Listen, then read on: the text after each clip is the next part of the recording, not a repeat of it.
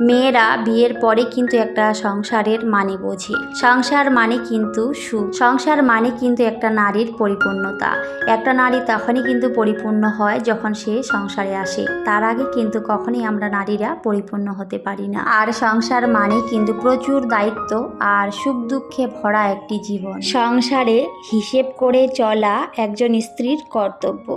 হিসেব আর বুদ্ধি করে চললেই একটা সংসারকে অনেক সুন্দরভাবে চালিয়ে নেওয়া যায়।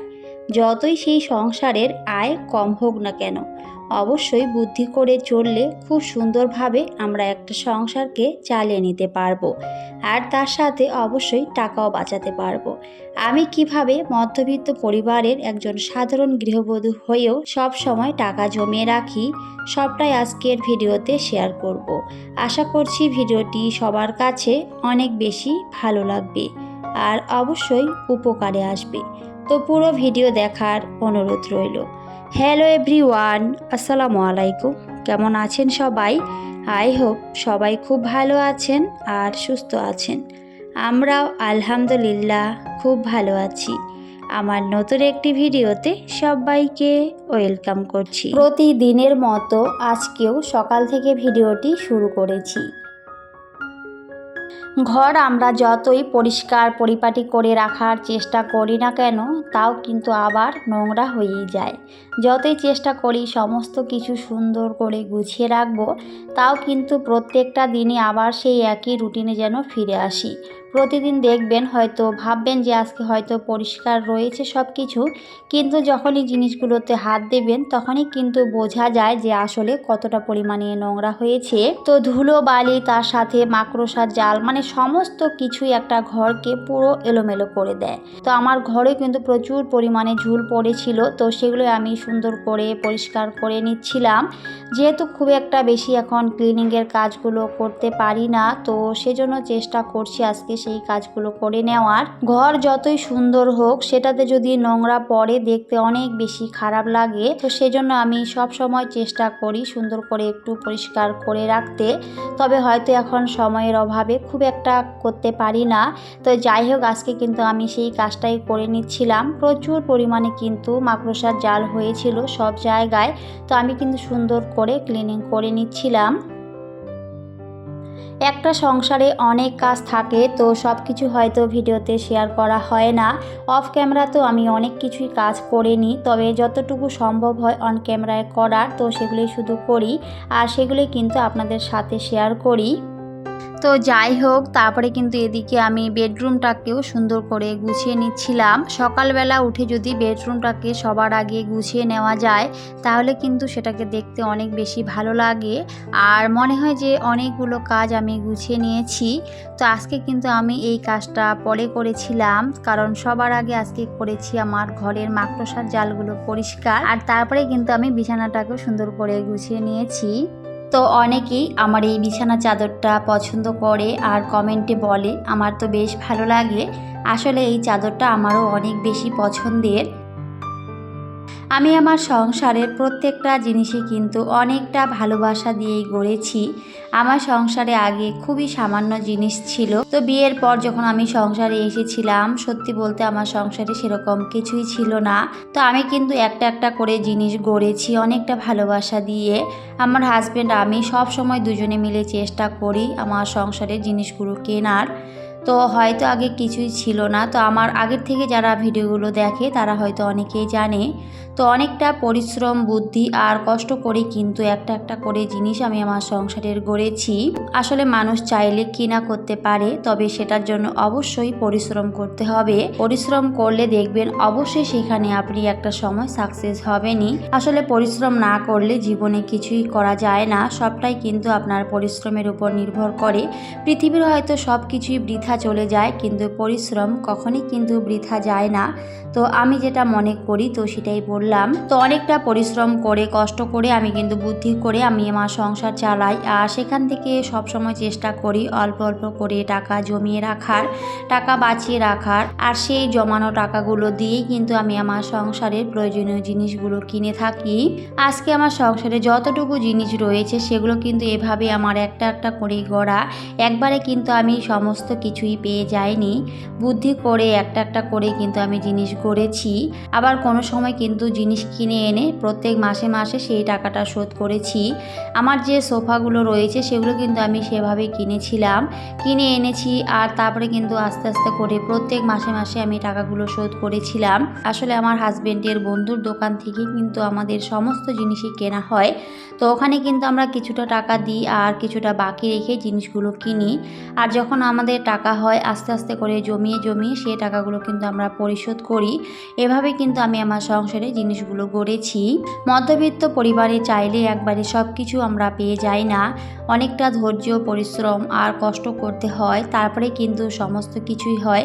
তো আমি কিন্তু সেভাবেই চলি আর সেগুলোই ভিডিওতে শেয়ার করি। তো যাই হোক, আমি কিন্তু সমস্ত কিছুই একটা একটা করে পরিষ্কার করে নিচ্ছি। তো আজকে কিন্তু আমার ঘরের আমি অনেক জিনিসই পরিষ্কার করেছি। তো ওইদিকে কিন্তু আমার মেয়েটা ঘুমিয়েছিল, আরও ঘুমাচ্ছিল বলেই কিন্তু আমি কাজগুলো করতে পারছি। আসলে একা হাতে সংসারের সমস্ত কিছুই আমাকে করতে হয়, যেহেতু বাড়িতে আর কেউ থাকে না। আমার হাজব্যান্ড তো ডিউটিতে চলে যায়, তার সাথে আমার ছেলেও কিন্তু স্কুলে চলে যায়। তো বেশিরভাগ সময় আমি একাই থাকি। আর একা থেকে সংসারের সমস্ত কাজ করা, বাচ্চা সামলানো অনেক বেশি কষ্টকর। আর তার সাথে আবার ভিডিও করা, আসলে ভিডিও করতে গেলে দেখবেন 1 ঘন্টার কাজটা কিন্তু সেখানে 2 ঘন্টা লেগে যায়।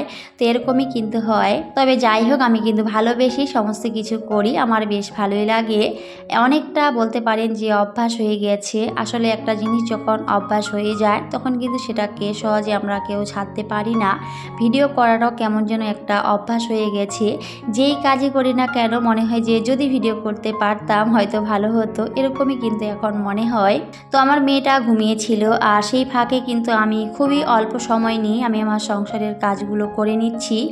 আমাকে বুদ্ধি করে সংসারের কাজগুলো করতে হয়, খুবই অল্প সময়ে আমি কাজগুলো করার চেষ্টা করি সব সময়, যাতে সময়ের মধ্যে আমি সমস্ত কিছুই কমপ্লিট করতে পারি।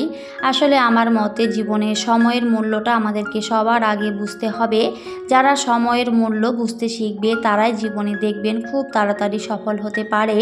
আসলে অনেকে দেখবেন সময়ের কোনো মূল্যই বোঝে না, আর সময়ের যারা মূল্য বোঝে না বা মূল্য দিতে জানে না তারা কখনোই জীবনে সাকসেস হতে পারে না। তো অনেকে হয়তো ভাবে যে না থাক, এখনও অনেক সময় আছে, তো এই কাজটা আমি পরে করব। সেরকম করে যদি আমরা রেখে দিই তাহলে কি দেখবেন সময় কিন্তু চলেই যাবে আর হয়তো সেই কাজটা আর করা হবে না। আর তার পরবর্তীতে দেখবেন অনেক কাজ কিন্তু একবারে চলে আসবে, তখন কিন্তু কাজগুলো করতে অনেক বেশি কষ্ট হয়। আর এইভাবে করতে করতে হয়তো অনেক কাজই আর করা হয় না।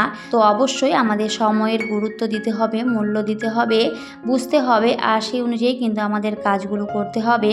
সময় থাকতেই মানুষের সব কিছুই করা উচিত, কারণ অসময়ে কিন্তু কিছুই হয় না। এখন হয়তো দিন ভালোই যাচ্ছে বা সময়টাও খুব ভালো যাচ্ছে, এখন যদি আমরা পরিশ্রম না করি বা বুদ্ধি করে না চলি, হয়তো একটা সময় এমনও আসবে হয়তো সেই সময়টা আর থাকবে না, আমরা হয়তো সঠিকভাবে আর কাজ করতে পারবো না বা পরিশ্রম করতে পারবো না, বা হয়তো কোনো টাকাও ইনকাম করতে পারবো না, তখন কিন্তু অনেক বেশি কষ্ট হবে। তো সবার আগে আমাদের সেই দিকগুলো ভেবে চিন্তে কিন্তু চলা উচিত। সময় থাকতে আমাদের টাকার গুরুত্ব বুঝতে হবে, মূল্য বুঝতে হবে, আর অবশ্যই কিন্তু বাঁচিয়ে রাখতে হবে, কারণ বলা যায় না জীবনে কার কখন কি হয়। আর টাকাটা যে কতটা বেশি দরকার আমরা কিন্তু কম বেশি সবাই বুঝি। প্রত্যেকটা ক্ষেত্রে দেখবেন আপনার টাকাটাই সবার আগে কিন্তু দরকার হয়। যেই কাজে করেন না কেন, যেই জিনিসই কিনতে যান না কেন, সবার আগে কিন্তু টাকাটাই দরকার হয়। টাকা ছাড়া কিন্তু কোনো কিছুই আপনি পাবেন না। তো সেজন্য সময় থাকতে টাকার গুরুত্ব বুঝতে হবে আর টাকা জমিয়ে রাখতে হবে, তাহলে দেখবেন একটা সময় আপনি অনেক বেশি ভালো থাকতে পারবেন।